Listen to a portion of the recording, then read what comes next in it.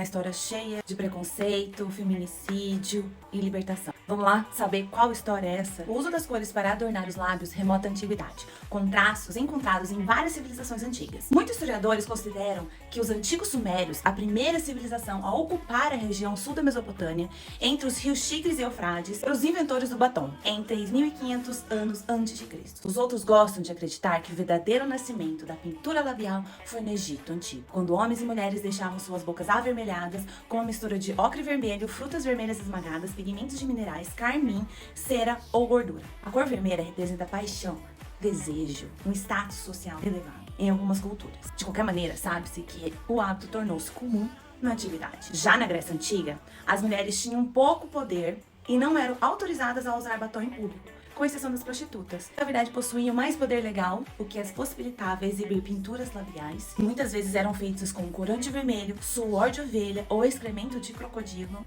Isso, infelizmente, levou à primeira lei relacionada ao batom, que dizia que as prostitutas podiam ser punidas se aparecessem sem o batom, pois poderiam ser confundidas com mulheres normais. Se na antiguidade o batom vermelho era visto por homens e mulheres como uma alternativa para se tornar mais atrativo, na Idade Média a coisa mudou radicalmente. Entre os anos de 1830 e 1900, quando a Rainha Vitória da Inglaterra decretou o fim do uso da maquiagem entre as aristocratas de bem, ele foi deixado de lado. A igreja também condenou pintar-se de vermelho, transformando o lábio em sinônimo de pecado. Durante a Idade Média, o uso do batom foi muitas vezes associado à bruxaria e ao ocultismo, levando um declínio temporário de sua popularidade. Ao longo da Idade Média, entre os anos de 400 a 1400 depois de Cristo, o batom era um tanto que controverso. De um lado, os grupos religiosos condenavam a maquiagem por desafiar Deus e sua obra. Do outro lado, a população tinha o uso como hábito, já que funcionava como um signo de distinção entre classes sociais. Por exemplo, senhoras da alta sociedade que moravam na região da atual Itália, nos anos de 1200, usavam uma coloração rosa-choque, enquanto as de classe inferior eram vistas com tons de vermelho, que indicavam posição inferior.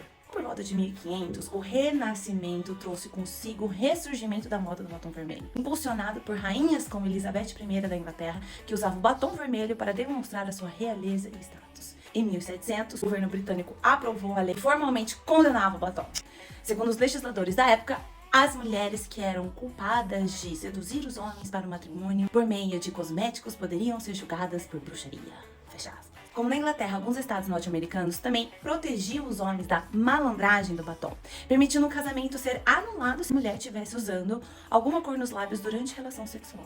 Felizmente, as mulheres na época da pré-revolução francesa ainda assim não deixavam de usar o batom vermelho, pois eles ajudavam a dar uma impressão de pele de porcelana. Era o padrão desejado da época. A pintura labial saiu de moda no mundo ocidental durante a maior parte de 1800, graças à influência da Rainha Vitória. No entanto, segundo alguns historiadores, da época de 1860, marca o início do renascimento do uso de cosmético em todo o mundo. A marca parisiense Guerlain fez seu primeiro batom bem sucedido comercialmente na década de 1880. Era feita a partir de toranja misturada com manteiga de cera. Como aplicar o batom ainda era visto como algo que poderia ser feito em total sigilo, a atriz de teatro Sarah Bernhardt causou um enorme escândalo ao aplicar o produto em público no final do século XIX. Na do século XX, a maquiagem já havia se tornado socialmente aceitável. De acordo com Madeleine Marsh, autora do livro Compacts and Cosmetics, a primeira e mais famosa manifestação de batom vermelho foi quando as mulheres sufragistas tomaram a rua de Nova York em 1912, usando o produto na boca. Depois de séculos de autoridade masculina que restringia as mulheres de usarem batom por razões morais e religiosas, os lábios vermelhos se tornaram um verdadeiro símbolo da rebelião feminina. Foi em 1915 que o inventor norte-americano Maurice Levy apresentou o primeiro batom em tubo de metal deslizante, muito parecido com o que usamos hoje. Mas nem tudo era moderno. A receita ainda incluía insetos esmagados e se tornava rançosa após horas de uso. Além disso, muitas fórmulas continham ingredientes potencialmente tóxicos. Nos Estados Unidos, o Congresso só começou a se preocupar com a segurança do produto dos cosméticos em 1938. Entre os anos de 1920 e 1930, a resistência do batom vermelho só diminuiu por causa da crescente popularidade da cor nos filmes, que contavam com estrelas do cinema usando os lábios bem escuros. Os consumidores tentavam copiar as cores de suas atrizes favoritas, como Clara Bow e May Murray.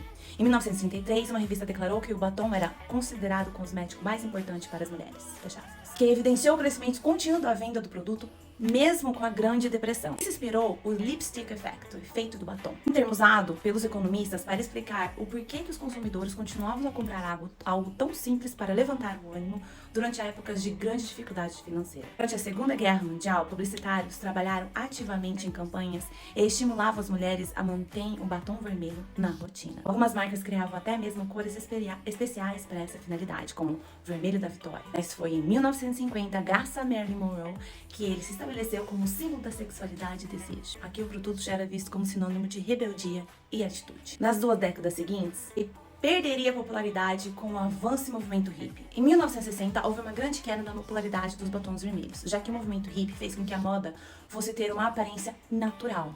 Enquanto isso, alguns grupos feministas acusavam o batom vermelho de ser destinado exclusivamente para o prazer dos homens. Essa mentalidade mudaria no final dos anos de 1990, quando o feminismo da terceira onda encorajou as mulheres a desfrutarem da sua sexualidade e a feminilidade em oposição ao patriarcado. No entanto, com o surgimento do glamour, da disco era, os lábios cereja com gloss voltaram à moda. As subculturas do glamour e do punk também aumentaram o uso do batom por homens, embora isso não fosse uma novidade, já que os egípcios pintavam os lábios milhares de anos antes de David Bowie, assim como a gente falou lá no início. A década de 1980 trouxe os batons excessivamente vermelhos. Lembra da Madonna usando a cor nos seus primeiros anos de fama? No entanto, o fim da década e os anos de 1990 trouxeram uma forte tendência de batons nudes, suaves, seguindo uma paleta de tom meio marronzada. Mas calma aí. Quando o milênio chegou ao fim, o batom vermelho das mulheres era aquele que combinava com o humor e a aparência. Hoje em dia ele é considerado um clássico, vai do casual ao formal. Segue quase que obrigatório na necessaire de quem adora uma boa make. O batom vermelho continua a ser um símbolo de força e autoestima. Mulheres de todas as idades usam essa cor para mostrar confiança e destacar a sua personalidade.